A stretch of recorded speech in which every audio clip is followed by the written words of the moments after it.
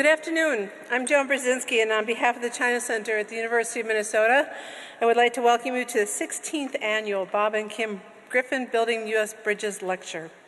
The time has come for a reset in U.S. China Relations. What will that look like?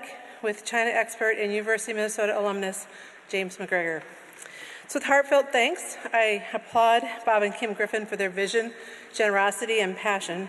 Their desire to help others understand China has created this outstanding lecture series and built a legacy that we can all share. Thanks to them, throughout the last 15 years, we have learned from scholars, dialogued with diplomats, and witnessed the ever-changing and nuanced China-U.S. relationship through a lens of experts from a diverse set of disciplines and experiences with China. So thank you, Bob and Kim. I would like to thank you all for taking time today to join us here. Your support of this lecture, the China Center, and the University of Minnesota's historic engagement with China builds many connections through the myriads of complexities in the U.S. China relationship. It is indeed a great pleasure to explore these many issues and challenges and wonders of China with you. We are delighted to turn our program over to the very capable hands of Professor Robert Kuderle of the Humphrey School of Public Affairs. Professor Kuderle is the Orville and Jane Freeman Chair in International Trade and Investment Policy at the Humphrey School. He's also an adjunct faculty member at the University of Minnesota Law School. His research interests include industrial organization, public policy towards business, international economic policy. He has served as a consultant and expert witness for the Antitrust Division of the U.S. Department of Justice and as a consultant to the Internal Revenue Service, the UN Center on Transnational Corporations, the Overseas Private Investment Corporation, and the Agency for International Development, and the Urban Institute, among many, many, many others.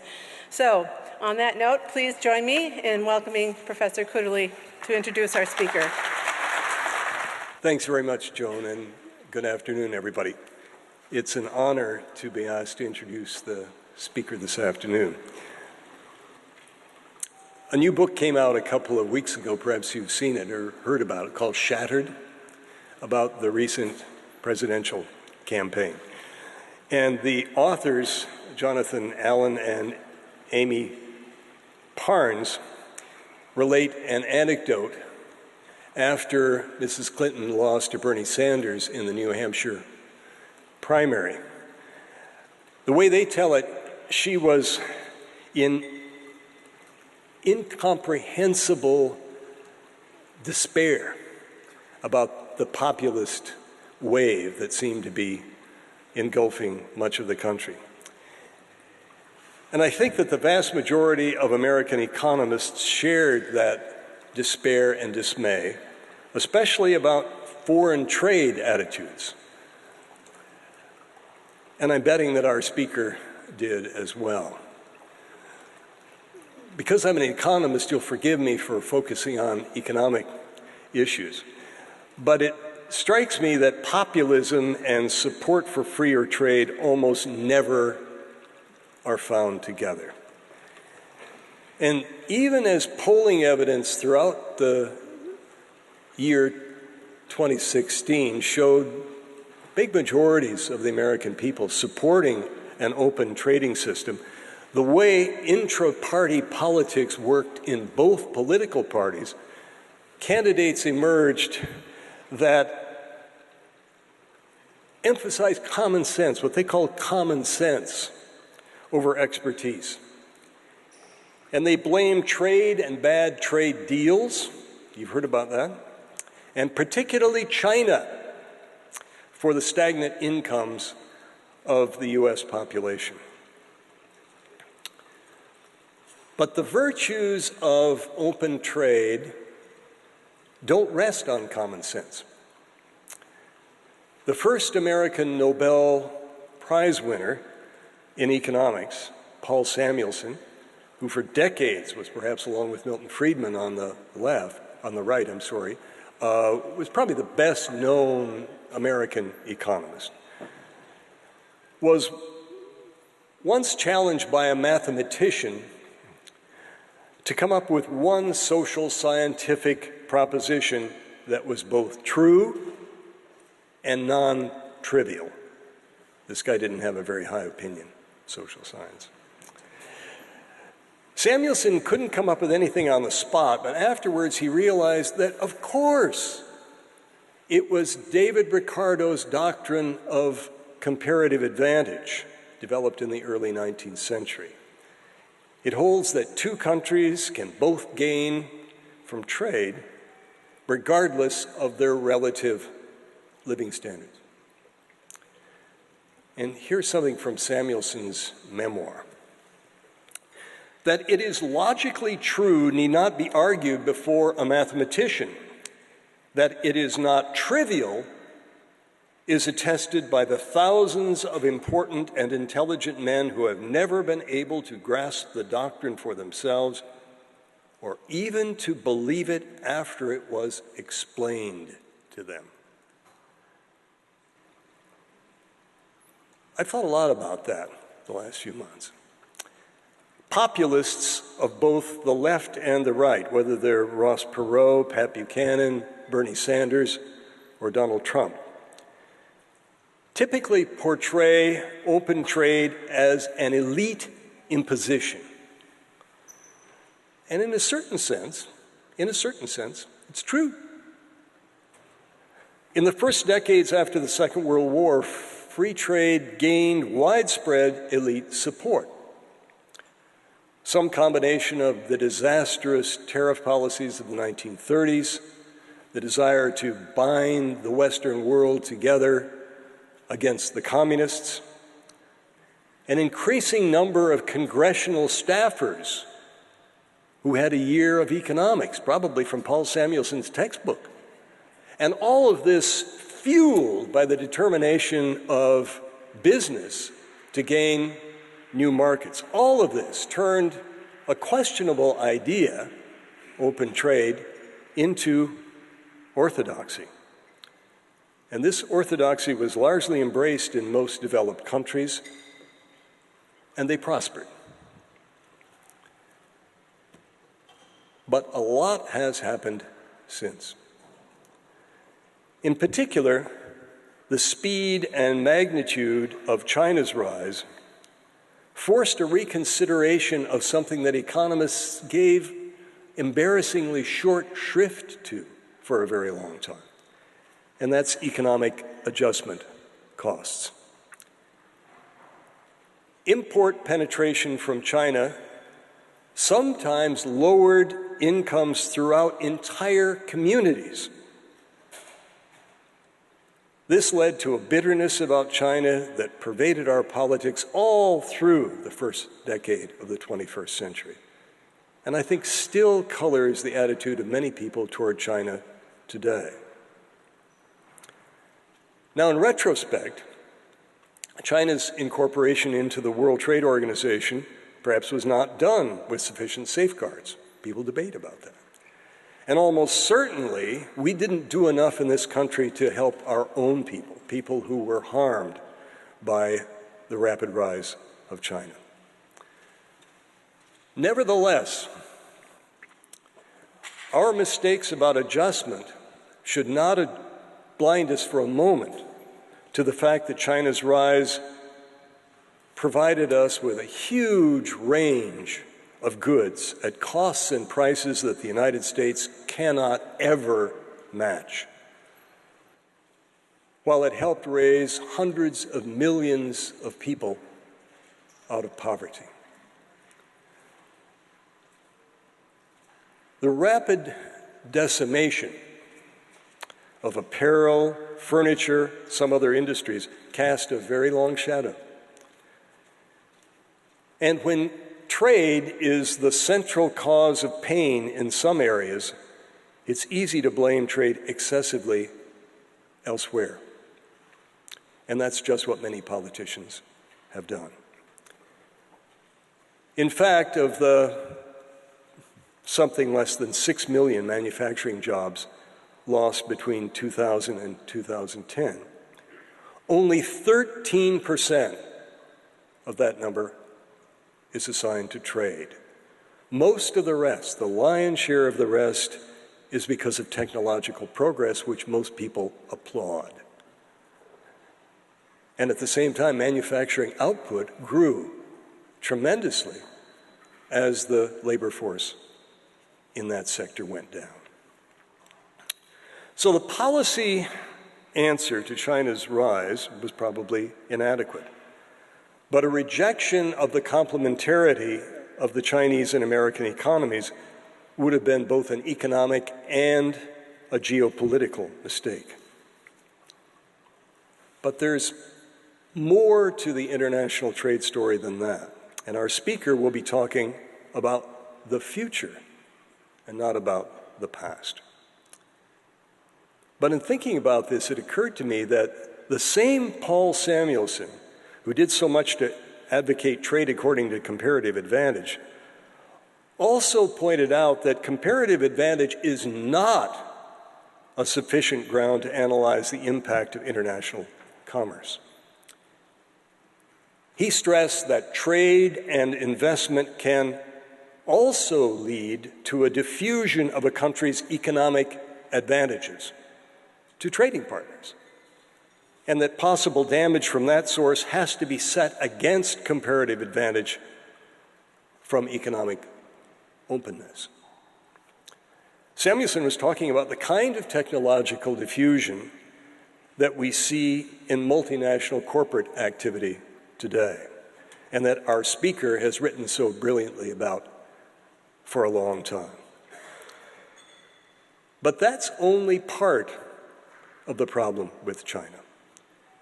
It's one thing to lose comparative advantage from foreign learning. It's another matter to lose it through theft. A lot's been written about the TransPacific Partnership, but whatever its limitations, it would have made it more difficult for China to impose its trading preferences on the world, and indirectly would have pushed China toward greater transparency and better protection of intellectual property. But that's gone now. That's the past. What are our options now? Well, James McGregor may understand those options better than just about anybody. He's chairman of APCO Worldwide, a global communications consultancy. He's the author of 2 highly respected books on China that many of you have read, No Ancient Wisdom, No Followers, The Challenges of Chinese Authoritarian Capitalism, and 1 Billion Customers, Lessons from the Front Lines of Doing Business in China. From 1987 to 1990, he served as the Wall Street Journal's bureau chief in Taiwan, then from 1990 to 1994 as that paper's bureau chief in mainland China, followed by 6 years as chief executive of the parent firm Dow Jones and Company in China. Then he was the China managing director of GIF Venture Partners, a venture capital fund specializing in the Chinese internet and technology outsourcing. He also served in the mid-1990s as chairman of the American Chamber of Commerce in China and served for a decade as a governor of that organization. He's associated with a host of organizations with China and international relations more broadly. During Mr. McGregor's presentation, cards, which are at your seats, will be available for you to put down questions, and then they'll be gathered, and after his talk, we'll take those questions as time permits. Please welcome James McGregor for The Time Has Come for a Reset in U.S. China Relations. What will that look like? Well, I have a couple of requests. Those card questions, don't let my sister Mary have any over here, please. No, I wanted to thank my sister Mary. She's listened to me for years, and she said, all these people showed up to listen to you, I don't understand. So, but she's a special ed teacher up in Big Lake, and she's somebody who's doing a lot for the world. I just have fun in China. So, you laid the groundwork very well. I'm gonna, my speaking over the years, I usually tell a lot of jokes and kind of move through things very quickly, but these are pretty serious times with China today. So I'm going to try to cover a lot of landscape and just try to put things in context the best I can. But let me start with an old story. This will talk about an early trade negotiation. The Lady Hughes was a British trading ship that sailed between India and China.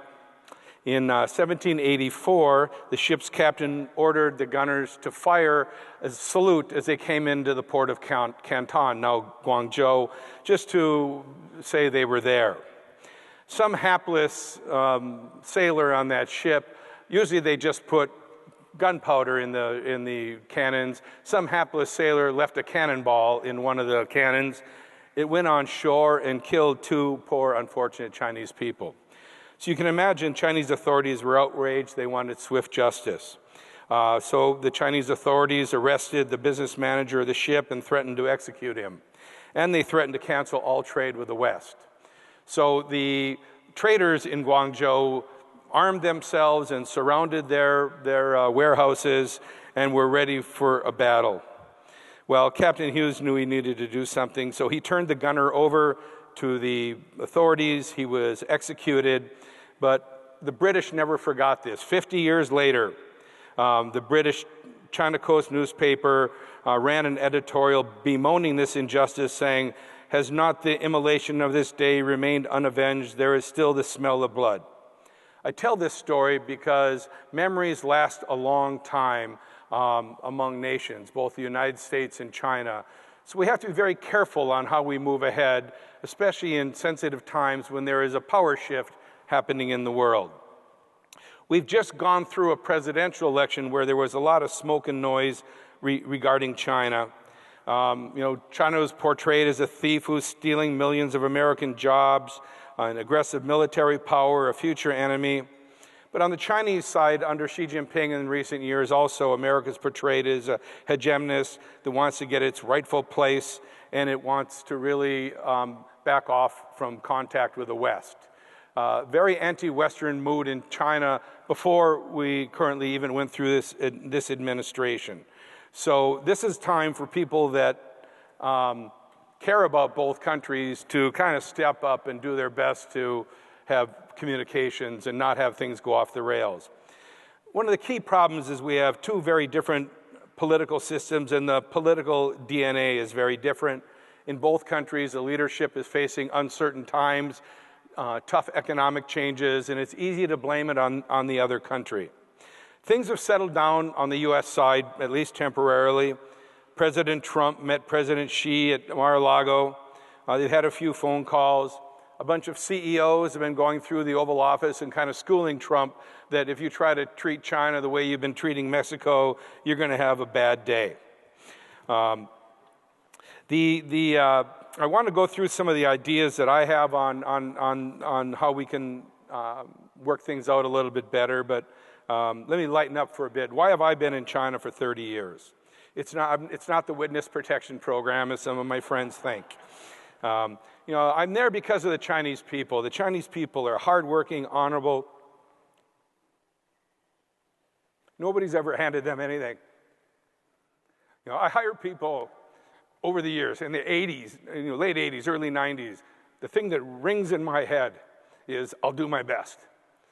Anybody would come in that door, they just wanted to work. And they work like hell, and that's what got them where they are today, not from stealing our jobs, I can tell you that. I mean, there's trade policies that are a larger issue. You're sitting in China at night, you look out on a building under construction at 1 in the morning, the welders are still going. These people work very hard to get where they are. And if I had to have one word about the Chinese, it's ambition. They're always very ambitious. They always want to get ahead, because hell, if you got 1.3 billion people to compete against, you better be ambitious or you're going to fall behind. They don't have any choice. Employees coming in today, of course, they want a parking space and good vacations, but in the earlier days, it was pretty rough. Let's talk a little bit about Minnesota. Minnesota's not so distant from China. The investments here in our state total about $600 million. Our hometown, Cirrus Industries, the airplane maker, is owned by AVIC. I was involved in that deal representing the mayor.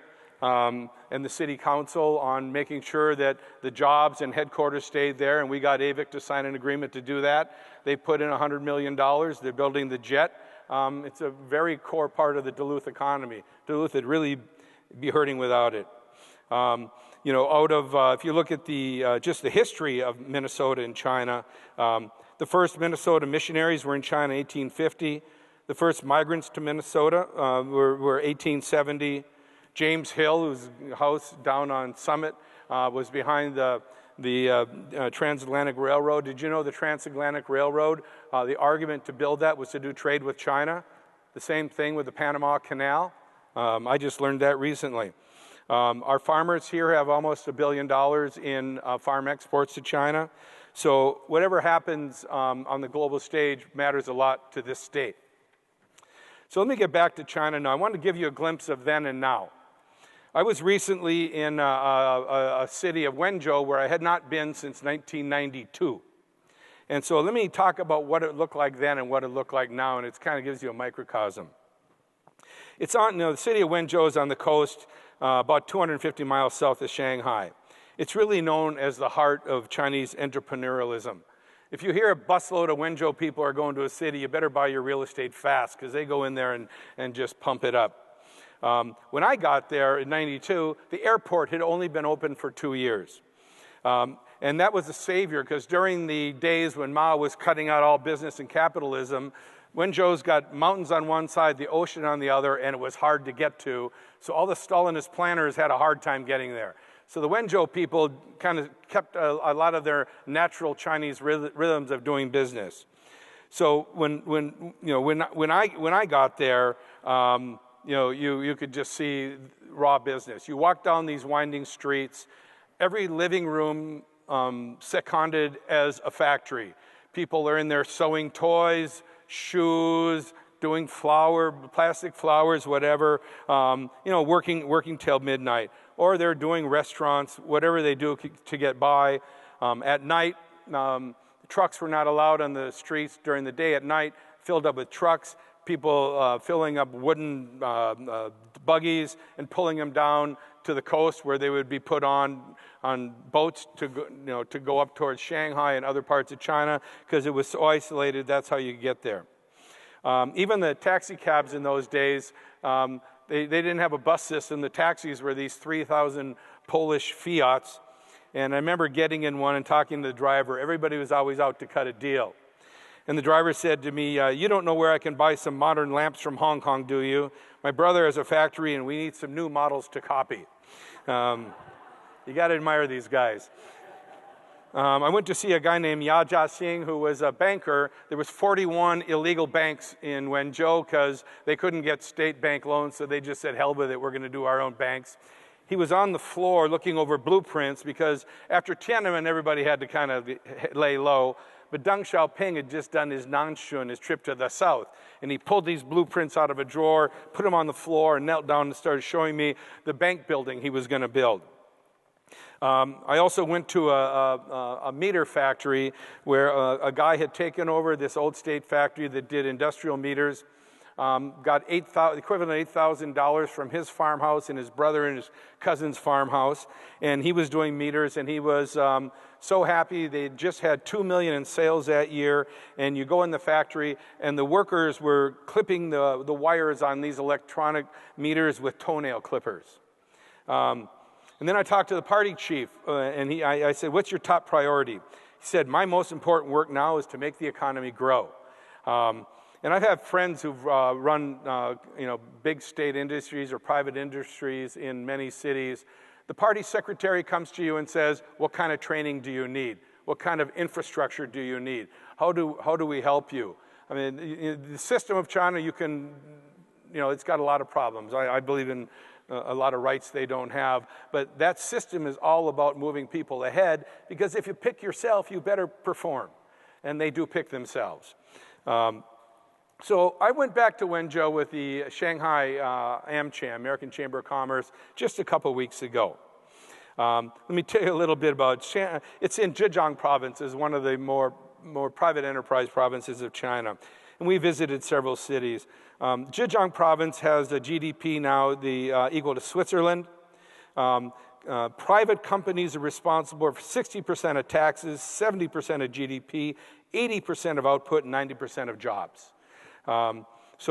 And Wenzhou today has 9 million people, 3 million more from my last visit. And an industrial zone that had just started when I was there before has now got a little expansion going on.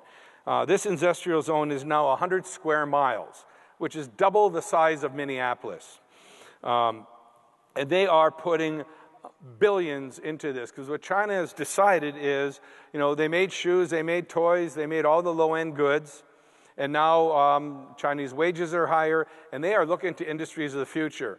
We seem kind of focused on steel and chemicals and 1950s enterprises here in America right now. They're looking to 2030 and beyond. And they have very definite plans, and I'm worried about some of these plans on what they can do internationally, but they're looking to the future. So we go to the technology research area of this industrial park. They have big stone statues in front. Karl Marx, Jesus, Socrates, Buddha, Confucius. They're covering all angles. There's one blank one, and I don't know, they're waiting for a wise man from Wenzhou to emerge. All these zones have, they have these displays where they make models of every building that's going to be there, and every road, every bullet train. And the model for this is half of this room. And this is just one zone. There's more than... Zhejiang province alone has 13 industrial clusters, just one province. They're going to have to invent planets to take these products. The thing about China, once something happens, it gets overcapacity overnight.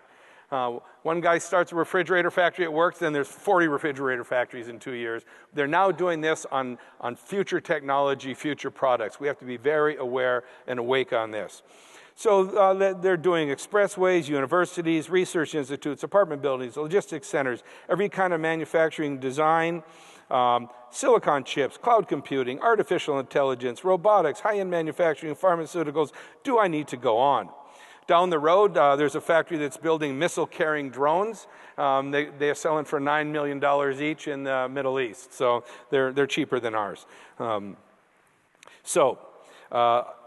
Just to put a little perspective on this, last fall I was in Ningbo, which is a couple hundred miles away on the coast, and they have an industrial zone that they're working on, despite Ningbo being developed as hell and having all kinds of industries. People from Ningbo are fierce. I mean, they're the ones, when Shanghai was building up, was the people from Ningbo. When Mao kicked them out, then they re-energized Hong Kong. So the zone, this Ningbo International Marine Ecology Technology City, is 125 square miles.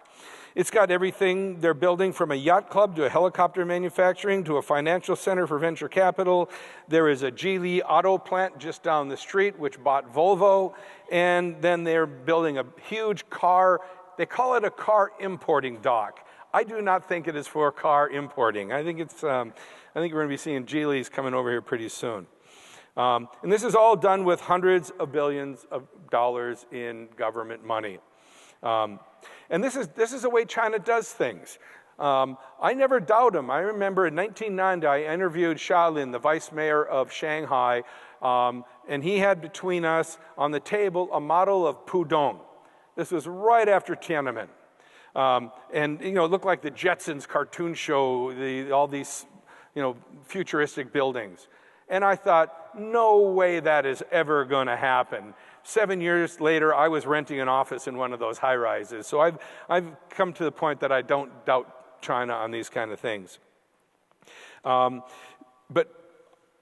China is winding down state enterprise, but very slowly. They're trying to really slow walk those reforms as they build up entrepreneurship. And, the government is putting enormous amounts of money into venture capital. And somebody today asked me, can China innovate? Well, I don't think the state can innovate, but I can tell the Chinese people can. And remember, they've been going to the University of Minnesota, Carnegie Mellon, MIT for 35 years. and they've been working for Google and Microsoft and Advamed and Microsoft and you name it. And those people are now leaving companies and getting government venture capital money to build their industries. And we represent the Medical Device Association, American Medical Device Association in China. We had a bunch of CEOs come in a couple of years ago. So we looked up some of the leading Chinese medical device companies. You know, companies like two people that used to work for GE. One, I think, was from Holland. The other one was Chinese. They had their research center next to the Cleveland Clinic, and they're manufacturing in Chengdu.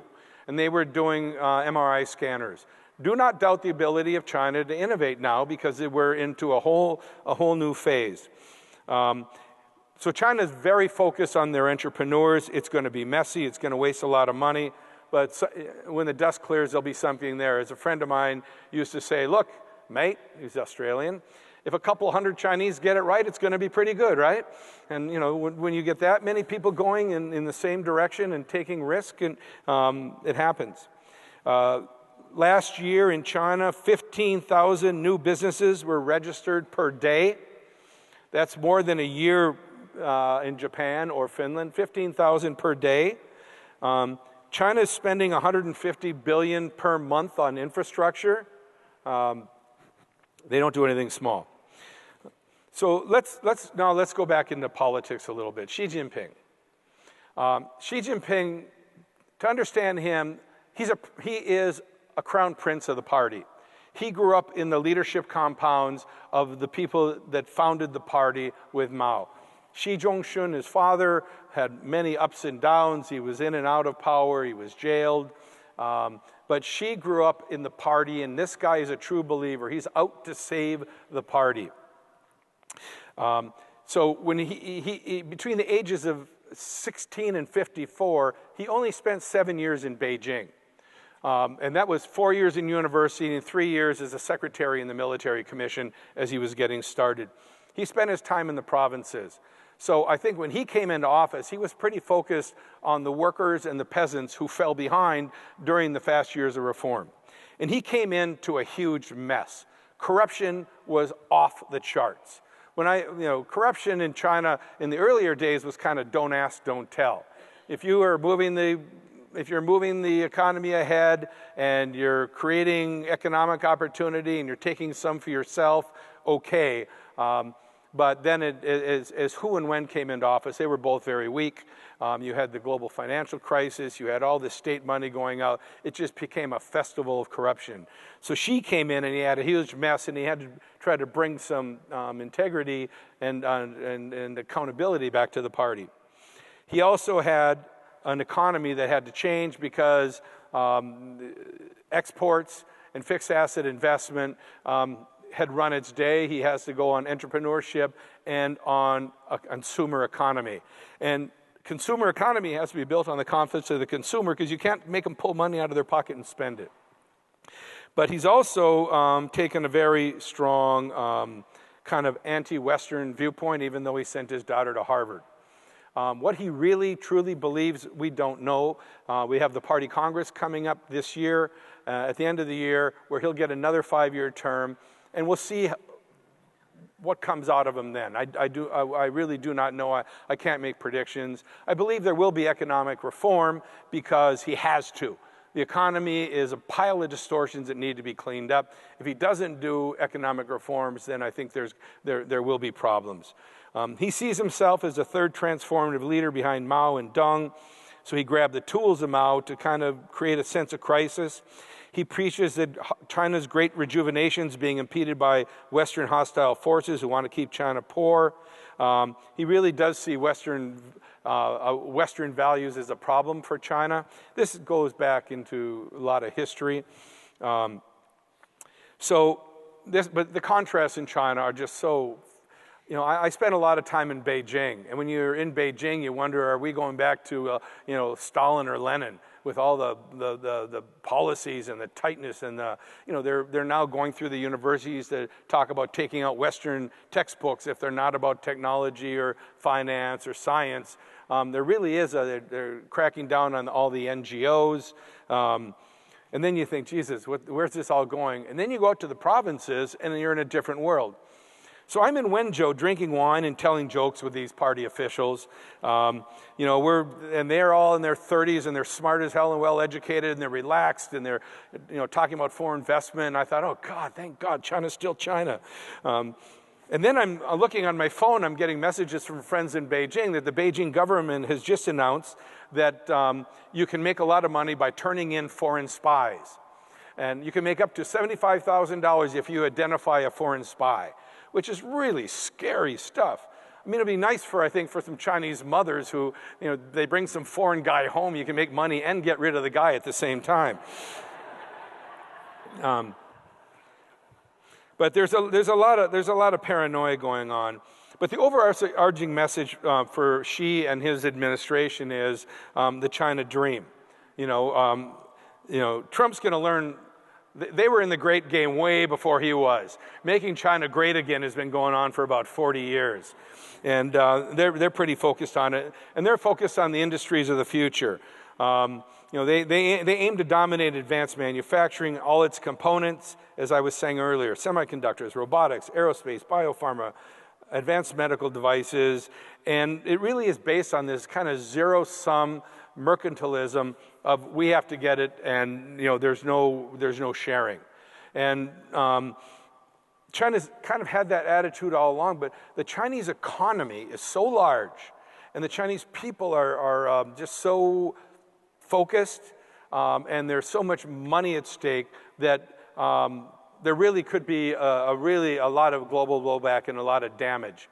Because when as you were saying on trade, actually, if you look at China going into the WTO and the job loss, what happened was, and this is I think one of the reasons Trump won, it was very localized. You had Ohio, Indiana, some of these manufacturing states where if those jobs were going to go, low-wage jobs are going to go, or they're going to be taken over by robotics. So if those jobs had gone over a period of 15 or 20 years, the people in those jobs would get older and retire, and the younger people probably wouldn't have wanted those jobs, so it would have been more of a natural progression. Instead, it just went huge sucking sound, and all of a sudden those jobs disappeared overnight, devastating localized communities. And that was a real problem. But whose fault is that for not taking care of those people? Is it China's? I mean, where were we on job retraining? We can't always blame our problems on other people. But we have to get ahead of this next wave. Because the plans, manufacturing in China 2025, made in China 2025, watch that program, because that is a very aggressive policy to basically be the leader in all the world's future high-end manufacturing industries. Basically, it's from made in China to made by China via intelligent manufacturing.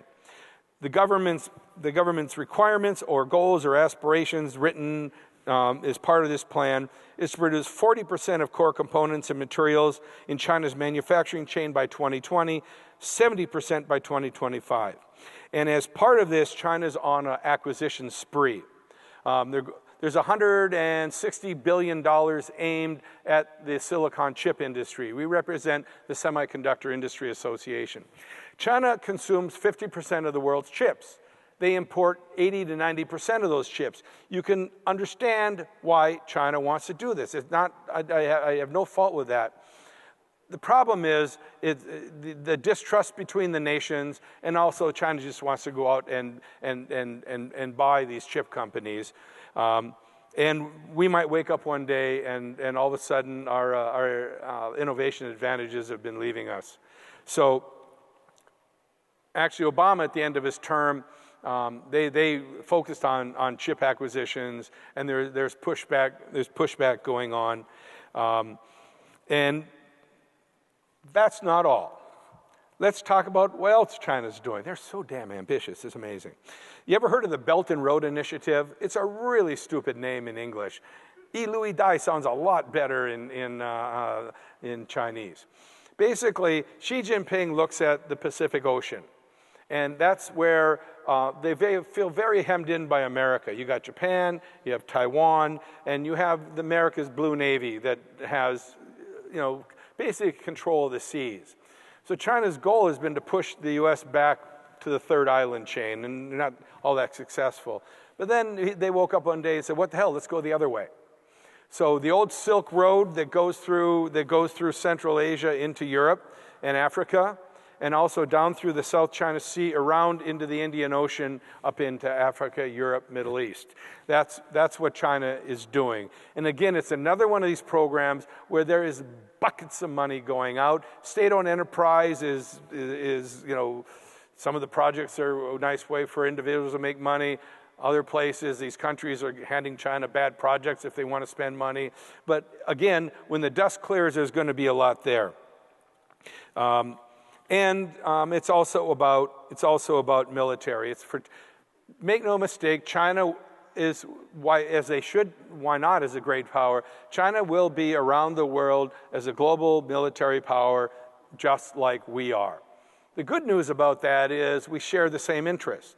You want open sea lanes, and you want to be able to protect your own citizens and your own companies and your own interests overseas. China is headed in that direction. America has to figure out how to make some room and how to do that in a way that also protects the United States. We can't just, what did Rex Tillerson say? I think he's learned, but during his confirmation hearings, we're going to stop those islands in the South China Sea. I mean, come on. What are you going to do? I mean, part of it is we were too slow in reacting. Trump probably wanted to turn them into golf courses with long water holes. I'm not sure. But look, what China's story is, you got to look back at America. You read about it. I'm reading about American economic history. I read this. I think, Jesus, I'm looking at China. There's so many similarities. I remember taking some Chinese officials to Ellis Island back in the 90s.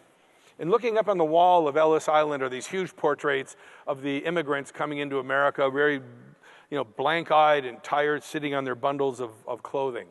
And it reminded me of every train station in China during the 90s, because it's all internal immigration. It's all the people from the countryside coming to work in the cities. And America, like China, underwent many periods of exponential growth. Let me just point out a couple of things. Between 1824 and 5 years later, we went from 2 million to 20 million people employed in manufacturing in 5 years, from 2 million to 20 million. When the Erie Canal was built, it was twice the size of any in the world, and the cost was equal to the annual U.S. budget. In 1900, the U.S. had fewer than 200 miles of paved roads outside the cities. 20 years later, we had 370,000 miles. We went from 200 miles to 370,000 miles in 20 years. There's some others, but I don't want to go on. What I'm saying is, this isn't something that we didn't go through. We just didn't have 1.3 billion people. We had a small population and a lot of land, and that was our advantage. TPP.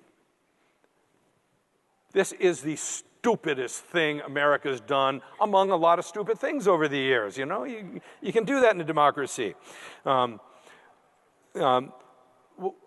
pulling out of TPP tells our Asian allies you're on your own. What is our value proposition for the rest of Asia? 2 aircraft carriers and 3 submarines? That's not going to put food on their table.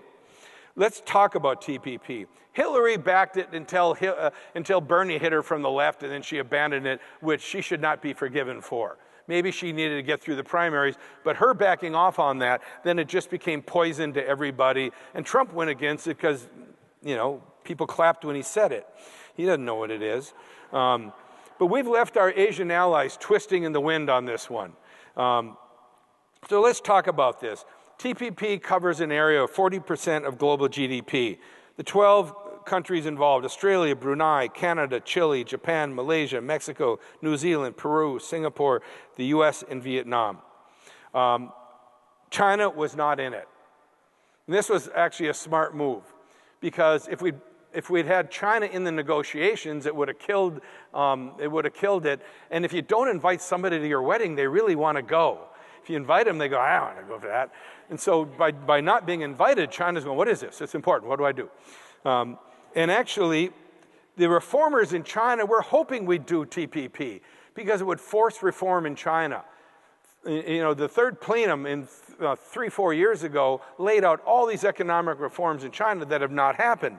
And people are dying for these reforms. What TPP would do was incentivize China to change, to become part of it, to be able to become part of this trading group. And leaving our allies, we've been negotiating with them for 6 or 7 years. They've been giving up a lot to get the signature from within their own country, and then we just leave them twisting in the wind. And so now China, we've left, we've retreated, and now China's there with this other RCEP agreement, which is okay, but it doesn't contain, the thing about TPP was aimed at putting modern language in trade agreements. Our trade agreements are ridiculous. They go back to GATT, when a car went across the border and a cow went across the border. It wasn't about cross-border investment. It wasn't about global supply chains. It wasn't about IP protection and all of modern trade. I mean, people say Trump is a businessman. He's a real estate guy and an entertainer. He doesn't know global supply chains. Actually, imports to America from Mexico, 40% of that value is from America. Things cross 3 or 4 times. It's the way the world works. For us to abandon Asia right now, because that electronic supply chain is sitting out there. Ash Carter, the defense secretary in Obama before he left, this is what he said about TPP. He said, passing TPP is as important to me as another aircraft carrier. Let me talk about some of the details of TPP that no one seems to talk about. The TPP countries, we're already open to them. The average tariff that we charge on goods from those countries is 1%. We are already open. This opens them to us. All the agriculture goods, it eliminated 18,000 different taxes and tariffs. Minnesota farmers with beef, chicken, pork, dairy. And Asia is not a market we can abandon. By 2050, just 4 countries, India, Indonesia, the Philippines, and Vietnam, are going to add a total of 500 million new people. Just those 4 countries. You want to give up that market? I don't. So my idea on the TPP, there is a way to resurrect it, because a Republican Congress, they would pass this thing in a minute. What we need to do is we need to let Trump tweak it and save face, and then rebrand it as the Trump-Pacific Partnership. This guy loves to put his name on things. He can have Trump all across Asia. Hell, we'll put it up in gold if he wants it. That would be huge. You know how it's hard to say huge without looking like Alex Baldwin? So I also say don't demonize China. If you look at, when they're not doing anything new, mercantilism, protectionism, industrial planning, markets, all successful economies are built on that. All this free markets solve all things. You go into free markets when you're on top. Guess who started with us? That guy on Broadway, Alexander Hamilton, 1791. His orders to Congress were protective tariffs, import bans, subsidies for encouraged industries, export bans on raw materials, prizes for patents, product standards. Guess what? We did that for 150 years. And then we got on top and we said, free trade, we want you to buy our goods. Everybody does that. Asian tigers did this, the Japanese did this, and China got onto it in '92. And when China does something, they just do it so big. So I think we shouldn't demonize China. We should congratulate China and say, Jesus, you really did a good job. You were the best at this, but the time is over.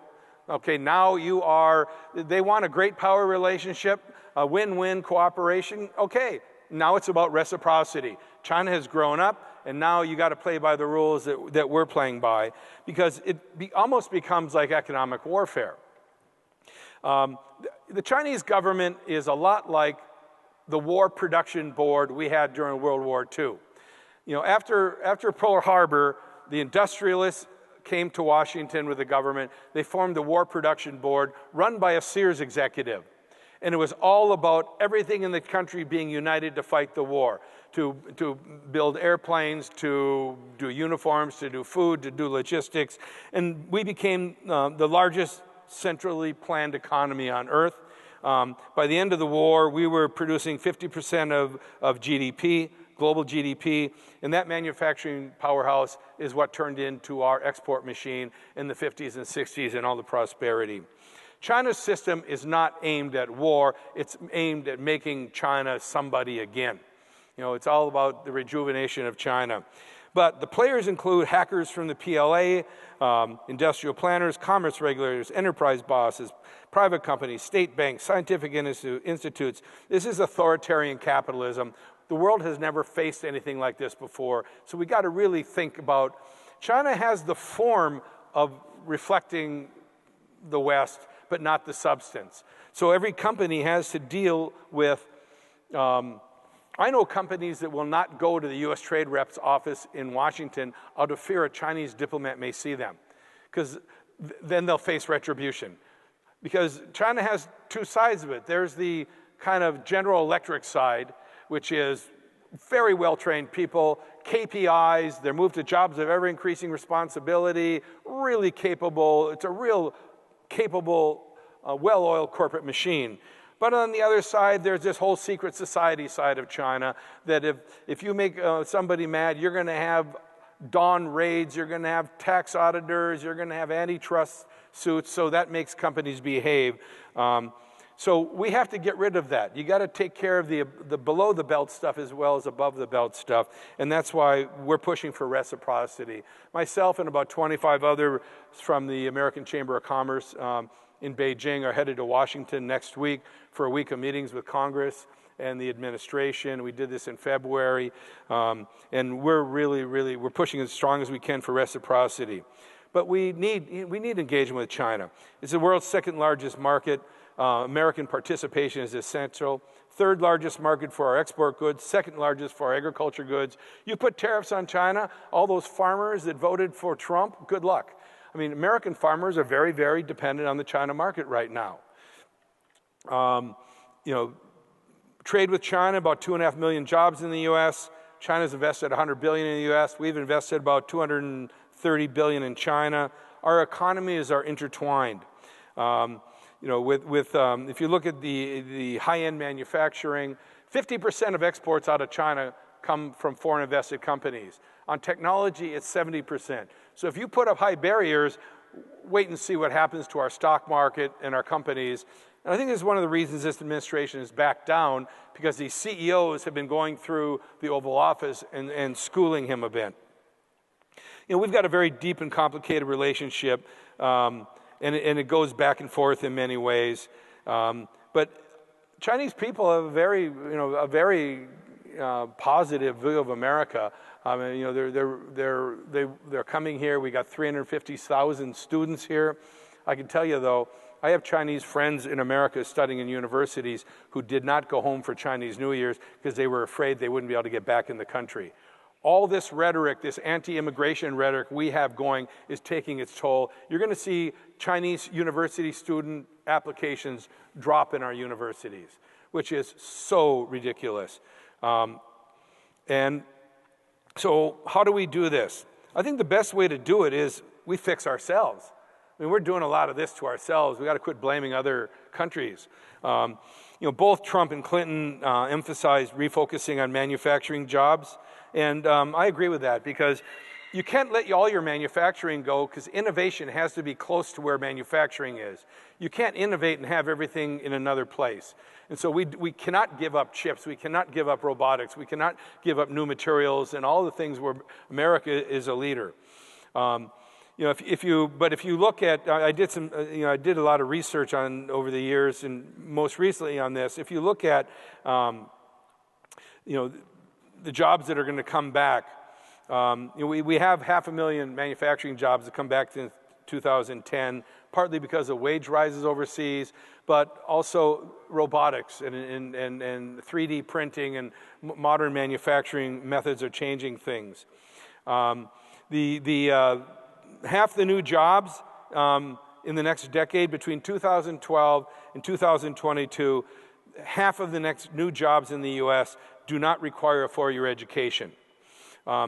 These are people that are needed to run robotics, to run modern manufacturing, and American employers believe they are not going to be able to find those people in the country, because After World War II, we had a very strong vocational education system, and we just kind of let it dissipate. And 3/4 of America's young people today enter the workplace straight after high school, and they've got none of these skills. We should learn from Germany. The percentage of manufacturing in Germany's GDP is twice ours. 55% of German students attend technical schools where they do paid apprenticeships along with their studies for 3 years. I'm not sure how we do that, but I think perhaps Obama's community college initiative had something to do with that. I'm in China, so I'm not all that detailed versed, but we need to revive vocational education if we want manufacturing to come back to America. And also this anti-immigration. I mean, the twin pillars of America are education and immigration. Here's some fun facts looking back from our fast growth years. From 1820 to 1914, about 100 years, 30 million people came to the U.S. from Europe, about 320,000 a year, 875 a day. I'm not saying we keep up that same rate, but it would be a good idea nobody can do immigration like we do. In most countries, immigrants end up in some kind of a ghetto or siloed. In America, they integrate, they get educated, and then they become part of our workforce. Nobody else can do this. We're giving up a huge advantage if we don't keep that up. How much sense does it make to invite the world's best and brightest to our universities and then say, go home? Can I say that again? We invite the world's best and brightest to our universities, then we tell them to go home. I think that what we should do is anybody that gets a doctorate in the natural sciences or in the sciences should get a green card stapled to their diploma.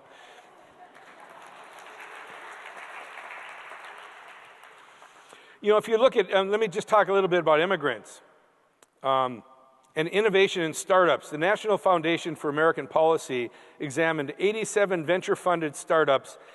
They were all valued more than $1 billion, and they were not listed on the stock markets yet. More than half of them, 44 out of 87 companies, had at least one founder who was an immigrant. The Venture Capital Association, in a period of 1990 to 2005, looked at the venture-backed companies that were listed on U.S. stock markets. 25% had immigrant founders, and out of that, half of those people came here as students. So I think we need to get back focused on innovation and focused on ambition. I speak to a lot of boards of directors, and the members of the boards of directors are former members of the Joint Chiefs of Staff, current and former CEOs, senior academics, retired government officials. These are the elite of America. And when I brief them on China, 95% of the questions that come back at me are about risk. What can go wrong? Where are our liabilities? What is our downside? When I talk to Chinese companies or friends in Chinese companies, risk doesn't come up. It's all about opportunity. So, time for us to learn from them. Thank you. I've been looking at these really terrific questions, and I'm glad I don't have to try to answer them.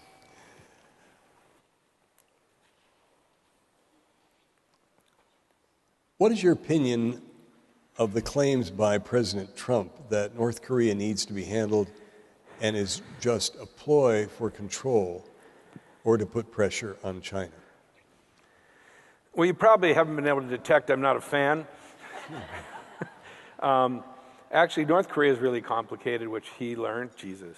The Chinese do not have such influence in North Korea. It's like their crazy uncle they want to keep under the stairway, and he keeps popping out. I mean, North Korea, China's view of North Korea is the status quo. They took Kim Jong-un's father to Kim Jong-il to China for 30 years. They took him to Shenzhen. They took him to Shanghai and said, look, you could do this, you could do some reforms, and he didn't do it. And now we got his son in there, and he's driving the Chinese crazy. But China's view of North Korea is that he will not, even if he has a nuke, he won't do anything with it because he's not crazy. I think he looks at Gaddafi. Gaddafi gave up his nuclear weapons to seek friendship with the West and was dead in 2 or 3 years. They look at that as protection. The Chinese want, what worries them is a united Korea.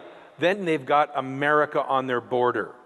Remember, the Korean War is called the Great War to resist America in China. And Mao's son died in that war, and actually that really cracked up Mao.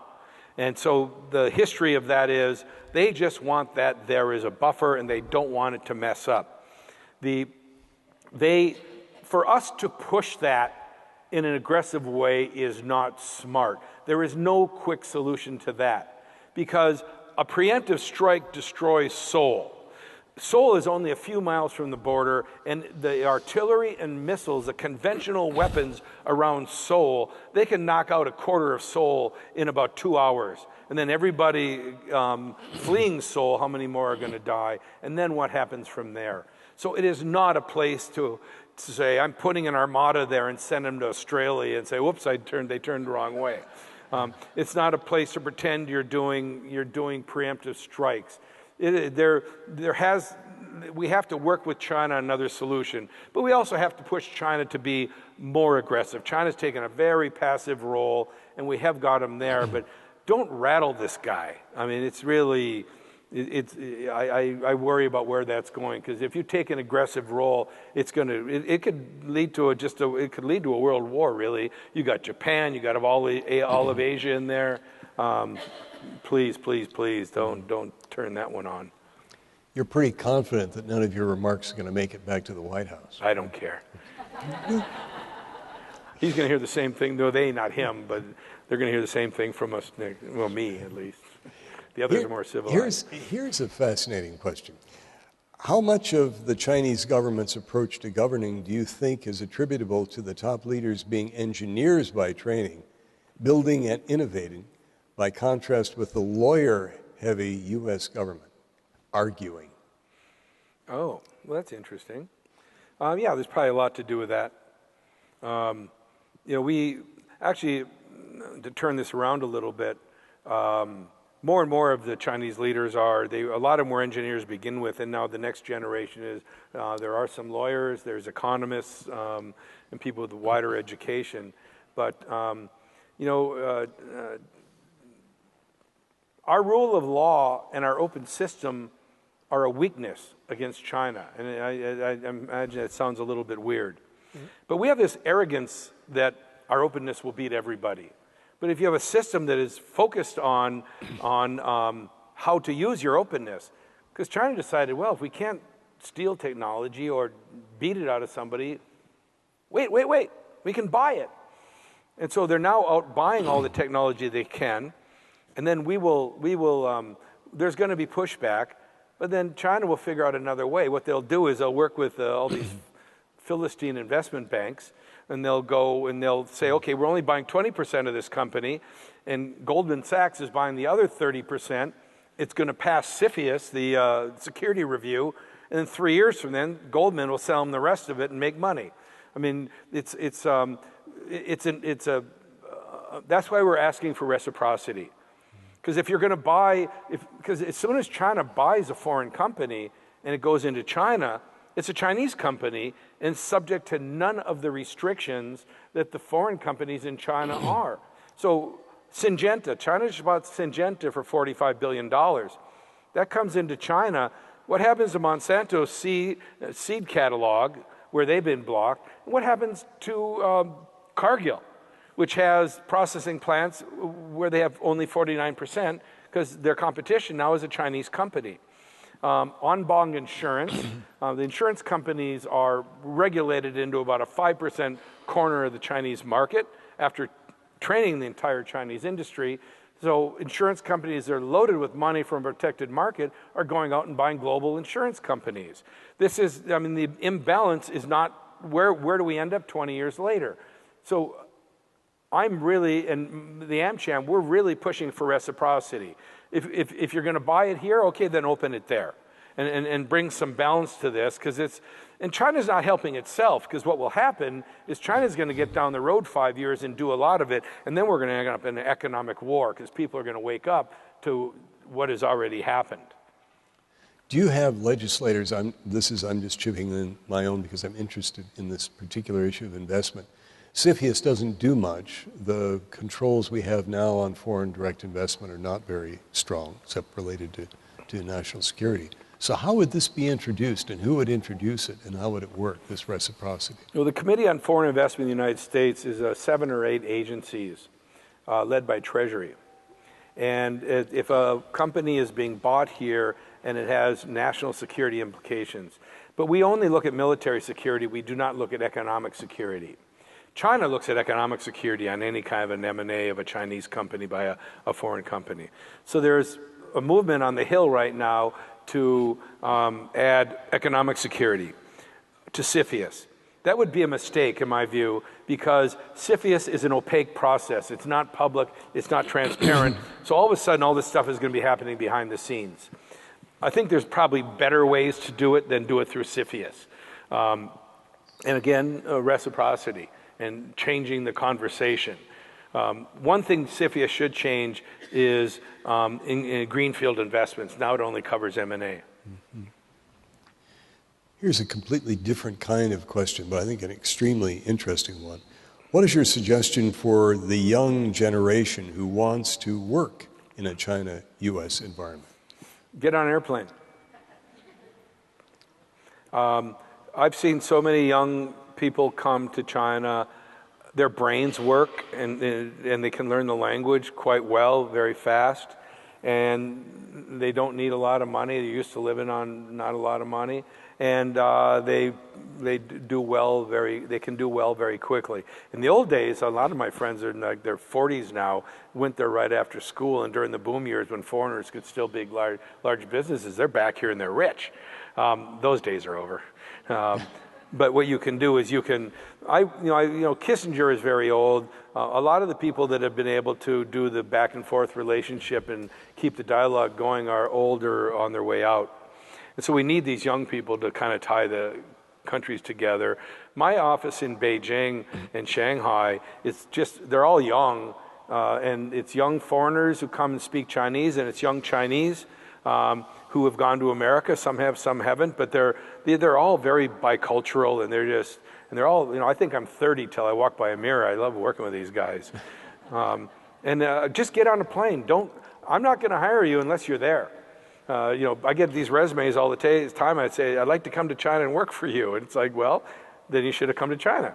You got to just get on a plane and you got to take some risks. When Kathy and I moved in '87 to Taiwan at age 33, we got rid of everything we owned. And people said to us, what are you going to do about football? How are you going to watch football? Or they said, what are you going to do about health insurance? We looked at it as, we'll go there for a year and have an adventure. If we don't like it, we'll come back and, get some sort of a job and move on. If you really think of the risk, there is no risk. People just Chinese kids, they get around. I hire young people. We hire an intern, like 21-year-old Ling Ling. And she writes her email to the staff the day she comes in. She goes, hi, my name's Ling Ling. I graduated from Columbia. I visited 14 countries. I was working in an orphanage in Ethiopia last, and I'm back, and I'm really happy to work for you. And I like salsa dancing. These kids get around, they're international, and our kids got to get around. They got to quit being so comfortable. They got to get out there, because the Chinese kids, they know they got to get out to compete and become part of the world. I sound like a preacher, don't I? Yeah. You have a message. How are women's rights evolving in China? Are what? How are women's rights evolving in China? Yes and no. Women, I think, are more and more empowered just because they're so capable. In the government, there are not women in senior. It's a lot of gray men. There's no women really they never had a woman on the standing committee. Not a lot of women in high political position. A lot of female entrepreneurs, a lot of successful female entrepreneurs. But again, there was a bunch of feminists who wanted to protest being groped on the subways, and they had demonstrations, and they all went to jail. They're out now, but that was because everybody from Hillary on down raised hell about it. So organizing as a movement of any sort in China, you're going to get crushed right away. The government only wants one organization, that's the party. So women's rights are moving along, but they're, as a women's movement, every time it tries to move, it gets crushed. But by the spirit of these women, they keep on going. There's a lot of investment from China into Africa and Latin America. Maybe this is a fat pitch, but is this about developing those areas or about getting the stuff out of the ground? Chinese investment, this One Belt, One Road, well, in Africa, originally it was all about getting at Africa's natural resources. And they had, had a lot of problems because China would, it was very fertile ground because African dictators were very bribable. And, China doesn't follow OECD rules always. And so they got a lot of pushback. So China has learned now. And actually what's going on a lot is it's about natural resources, but it's about developing markets. And the reason they're, going through Central Asia and into Middle East, et cetera, they want to do what they did with infrastructure and economic development to develop their own markets of the future. So it's at first it was all about getting resources, and now it's about developing markets. Like that auto dock in Ningbo that I saw. China's exporting cars to the third world.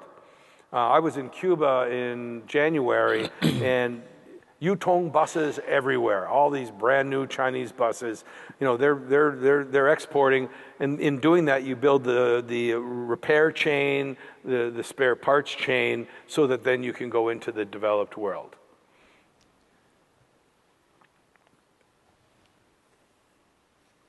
This is getting back to the activity within China. May 13th and 14th, China is hosting the Economic Belt and Road Initiative in Beijing. And this questioner wants to know, should President Trump be there? God, no. Well, you have your answer. Yeah. Somebody should, but that wouldn't be helpful. This does raise an issue, though, doesn't it? That some of these, it seems to me, some of your strategy for dealing with China depends on good judgment. And although you've written about it to some extent, isn't that difficult in the present administration? Well, I mean, before this election, we're pushing, there's two major dialogues with China, the Strategic and Economic Dialogue and the Joint Commission on Commerce and Trade, which are annual dialogues. I mean, Strategic and Economic Dialogue includes flying 400 Americans over, cabinet officials and all the surrounding people, and the same thing with the Chinese coming here the next year. But what it became is the way China controlled us, because they know we love process. So our bureaucrats and lawyers were always setting up the process and, let's have this dialogue, but nothing was getting done. So we were recommending basically suspend those dialogues and let's have a 2-day president-to-president, one-on-one like Obama and Xi had in Sunnylands with a real agenda, real deliverables, and then you can take those two dialogues and have them enforce what's done in the president-to-president dialogue. Now, I don't know. I do not know. I mean, Trump and Xi, I think actually what happened in Mar-a-Lago was that China did a nice job. They've got us agreeing to a 100-day negotiation. And so that puts you in a trap. And also, Bob Lighthizer, the very capable trade lawyer, who is the U.S. trade rep to be, and Gilbert Kaplan in commerce. There's some very professional trade people. None of them can be involved because if you haven't been confirmed and put in your seat, legally you can't be involved. So we don't have the trade experts in yet, and we are doing 100 days. And the Chinese diplomats, I was told, went to Mar-a-Lago. They prepared for some tweetable deliverables. I kid you not. They wanted to come up with some simple things that could be tweeted and claimed as a victory. And now I'm afraid that after these 100 days, that's what we're going to have, tweetable, deliverable. China will open the beef market of American beef that they should open 12 years ago when they killed it under some mad cow thing, and they've been holding that off, and some others. And we'll get a few simple things.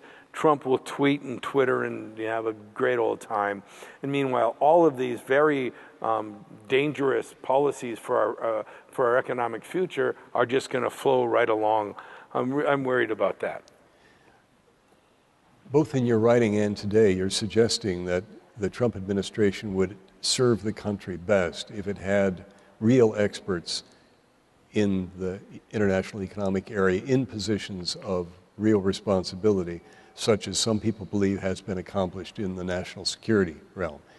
I guess I would ask you, as opposed to your preferences, what do you actually believe is likely to happen? Well, Peter Navarro, looks like he's being sidelined. This guy knows nothing. He was found, Jared Kushner, during the campaign, Trump gave Jared Kushner his considered views on China and asked him to find a China advisor. Jared Kushner went on Amazon, and Peter Navarro's book, Death by China, came up, and they brought in Peter Navarro, who in the China community is known as a wacko. And he became the main advisor.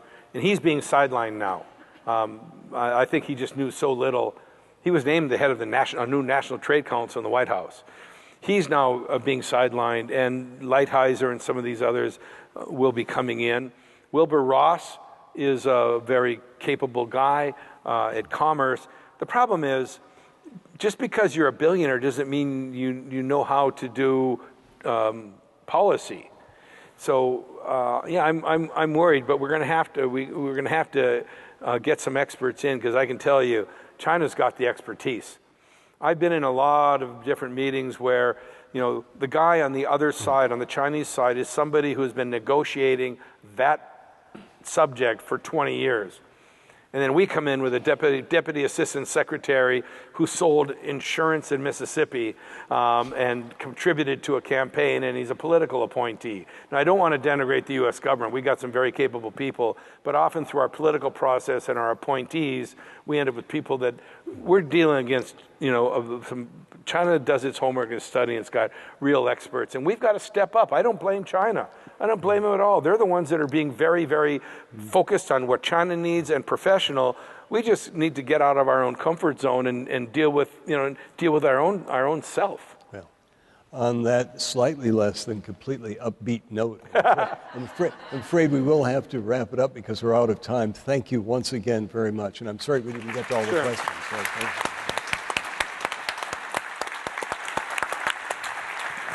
So I'd like to thank both of you. Oh, gentlemen, stick around.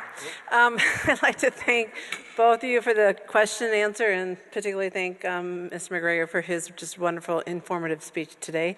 I'd like to now introduce the Associate Vice President and Dean for Global Programs and Strategy Alliance and International, all things international here at the University of Minnesota, Ms. Meredith McQuaid.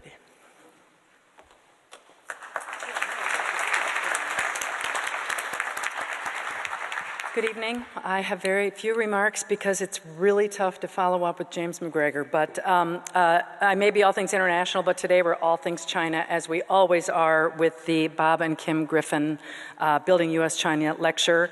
I can't think of a better guest to have in these times. Thank you for your candor and for your honesty, and thank you for promoting the idea of more and better immigration, and thank you for encouraging young people to get on a plane and go somewhere and learn more about other places. So thank you very, very much. Let's thank Bob Cooterly and James McGregor for a wonderful discussion.